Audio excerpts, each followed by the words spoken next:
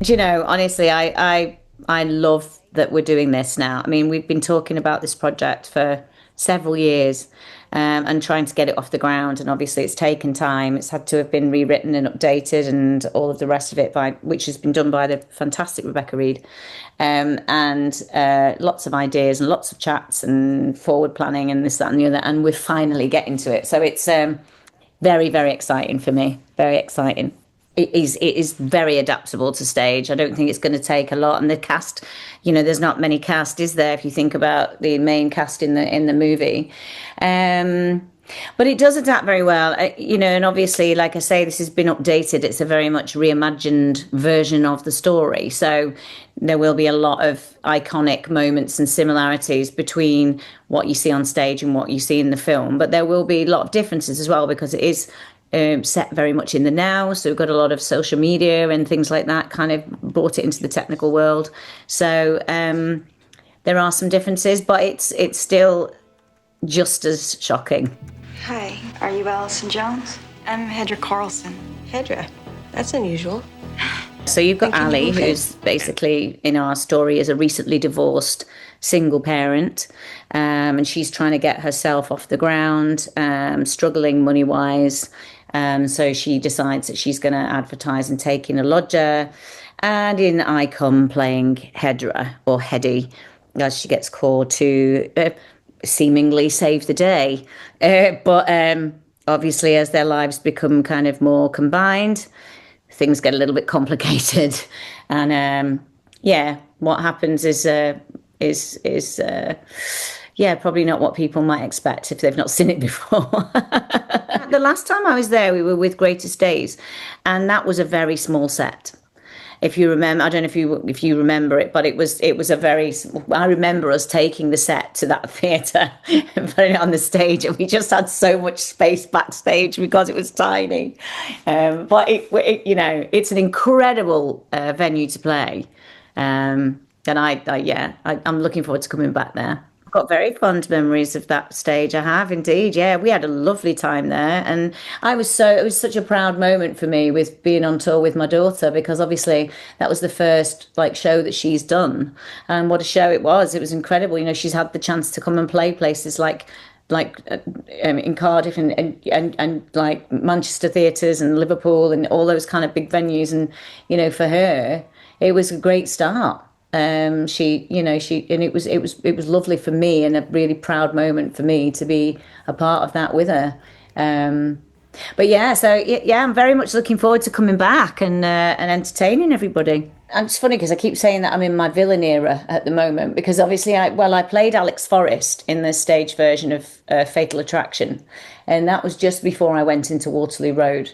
I had the best time playing that part. It was just so great, and I really got the bug for wanting to play the villain, which sounds really weird. But it's such a great thing to do, because it is so far removed from anybody that you might know, and and certainly nothing like me. So it gives me a challenge, and that was kind of one of the reasons that I wanted to step away from Corrie, was to try other roles and give myself some fresh challenges, and and it's certainly done that. And then last year I played Cruella de Vil on stage on tour. The kids used to come to the backstage, to the stage door or whatever, because they were hoping that they might see the puppy at the end, or they wanted to see Tom and Danielle or whatever it was. And then I'd come out, and I'd be semi like Cruella, because my wig was obviously off, but you'd still have the makeup. And someone would go, "This was Cruella," and they'd kind of hide behind their mums, just kind of creep away from me. I think for me, it's especially in parts with Cruella, it was different, because you kind of know who you're playing, and your objective is to absolutely, make people what they want to see Cruella, despite the fact that she's the villain. When Cruella walks on stage, everyone goes, "Oh," because it's, that's the moment. And I think that's the thing. It's it's our job to make that happen. It's our job to kind of make people want to see the villain, because you want to love to hate them. And I think the thing with it, if you saw me play Alex, and what I'm going to be doing with Hedra, we tried to do as a production when we did Fatal Attraction, because obviously back in the day when Fatal Attraction was written and it was first on screen, it was very much a different world to what we live in now. And it was, the way you looked at Alex was very different, because you just all were like, oh yeah, well, she's the bad guy and she boiled the rabbit and she did this and she did that. But what about what he did? And he walked off into the sunset and she got shot in the head. So it's like, I think what was interesting doing that was that I was able to go back and kind of try and get people to empathize with her a little bit and go to people, yeah, she was damaged. Why was she damaged? What did she do? She didn't deserve that. And why did he speak about her like that? And what was, he's got to take some responsibility. And actually, when people walked out of that theatre, so many people were like, I actually felt a bit sorry for her. And that's going to be my job when I'm playing Hedra as well, is that I want someone to walk out of that theatre and go, oh, but do you know what? Isn't that sad? Do you know what I mean? And that's down to us really as actors to bring what's on the page. I think as well, what's clever about Single White Female is that, if you think about where we live now and what era we're living in, and we're living in a world of brilliant social media, it's wonderful, but it's also a very, very scary place at times. And if you think back and you go, oh, this is a woman who tried to take over another woman's life and tried to do this and tried to do that.